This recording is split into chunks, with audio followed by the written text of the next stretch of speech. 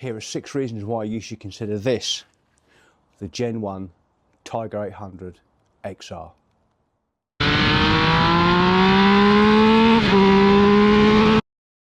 But I mean, really nothing cool about riding a Triumph. A big ack, thumbs up.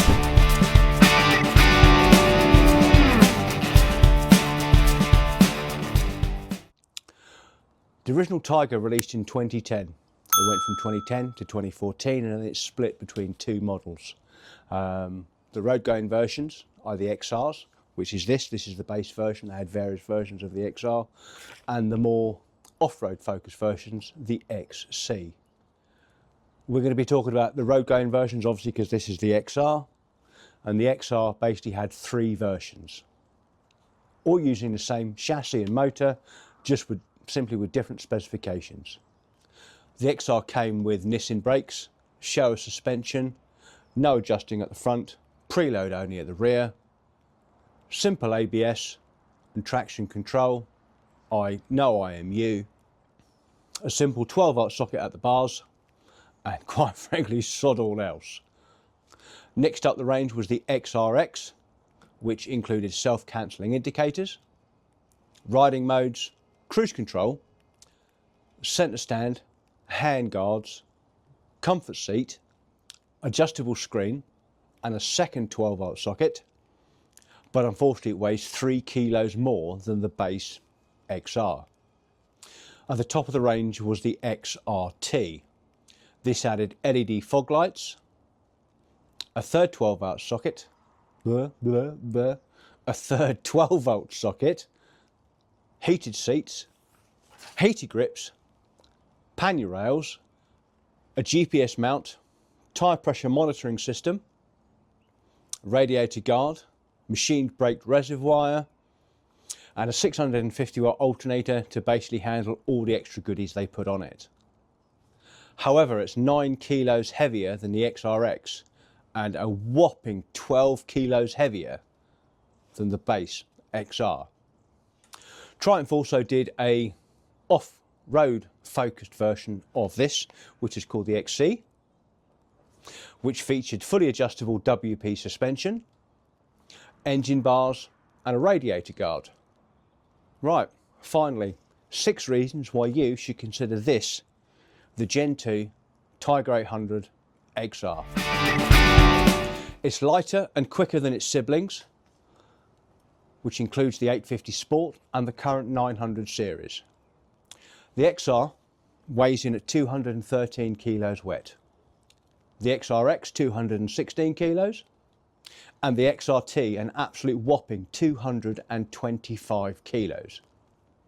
And they all produce 95 brake horsepower. The 850 Sport weighs 206 kilos and pumps out only 84 brake horsepower, which is 10 brake horsepower down on this, the base 800 XR. As you know, the real measure of performance is the power to weight ratio, basically brake horsepower per tonne. The 850 Sport, 407 brake horsepower per tonne.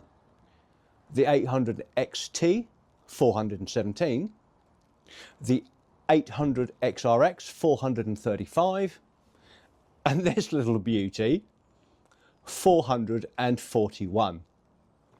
For comparison, the current 900s, the GT weighs in at 229 kilos. Apologies, 219 kilos. The GT Pro is 222 kilos. And they both produce 106.5 brake, which gives us a brake horsepower per tonne figure of 484 for the GT and 477 for the GT Pro. To put brake horsepower per tonne into perspective, this humble little 800 XR is more powerful than a Lamborghini Aventador and a Pagani Zonta. Motorcycles 1, cars 0. Reason 2, this 800 engine only produces 95 brake horsepower, sorry, 94, but it is an absolute peach. Agreed, it doesn't sound like a massive amount, but believe you me, for the road, it is plenty. I've never found it lacking. And the benefit of it being a relatively modestly powered motorcycle is the fact that you can use all of the power rather than anything, as you know, that's got north of 150 brake, where you constantly find yourself reining it in. And besides, the bike is not really designed to be ridden like you just stole it. So as long as you're not expecting hold on for dear life performance, you'll be more than happy with 95 brake. The power delivery is silky smooth, progressive, and the best thing is, you snap the throttle open, it won't throw you off, which is especially helpful if you're ham-fisted and unskilled, like me. Performance-wise, it's just as capable, 2 up with luggage. Reason 3, being an older model, clearly, it's considerably cheaper than the then 850 or the new 900s. A clean low mileage example of an 800 XR will go anywhere between £5,000 and £6,000 from a dealer, and you can get that even cheaper if you go private. Triumph have recently dropped, arguably unfortunately, the 850 from their lineup, but you can get a clean low mileage 2024 for about £7,500 to £8,000. The current list price for the 900 GT is £12,395. The GT Pro, £14,095. Jesus Christ.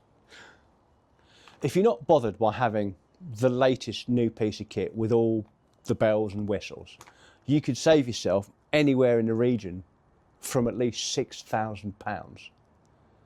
£6,000. £6,000 is a big, massive family holiday. It's a big fuck off TV and a PlayStation. It's 171 1-litre bottles of honey Jack Daniels. If that's your thing, I'll have to show you my stash. Reason 4, it's got better fuel consumption than the 850 and the new 900s. This 800 returns an average of 65 miles per gallon. The 850, 55 miles a gallon, and the 900s, 60 miles a gallon. Assuming you ride in the region of 6,000 miles a year, based on the current pump price for petrol, which is 135p per litre, the 800 over the year would cost you £472. The 850, £557, and the 900s, £511. That's a yearly saving of £39 over the 900s, £85 over the 850s, which, agreed, is not a massive amount of money, but if you think about the average motorcyclist keeps their bike for about 5 years, that's now a saving of £195 over the 900s and £425 over the 850s. Well, hey, any more of this, anyone?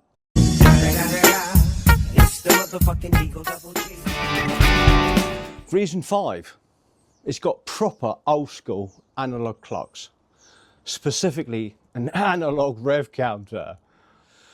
God, I hate digital clocks. Jesus Christ, so bloody Star Trek, so unemotional. Just even the digital rev counters just suck balls. I mean, come on.